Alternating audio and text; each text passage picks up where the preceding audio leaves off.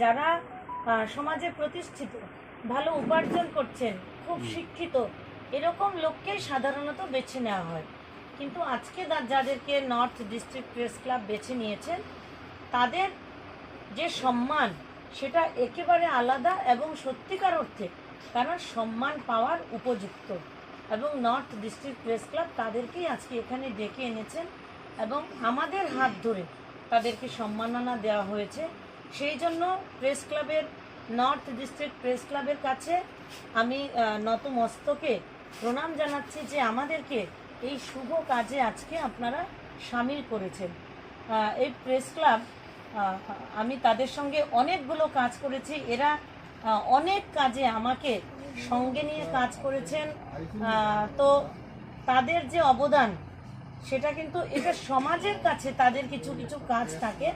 এরা শুধু প্রেসের কাজ অর্থাৎ সংবাদ মাধ্যম বা সংবাদ পরিবেশন ছাড়াও সমাজের জন্য অনেক কিছু কাজ করে থাকেন।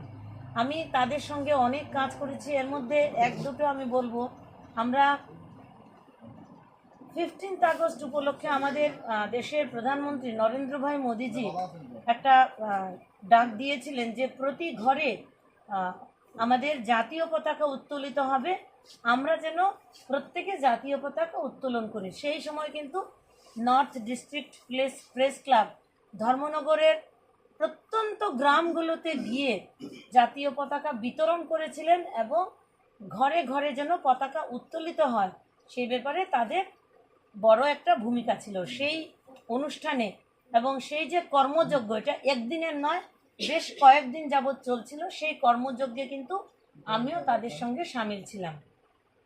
এছাড়া বস্ত্র বিতরণ, খাদ্য বিতরণ, এই ধরনের নানা রকম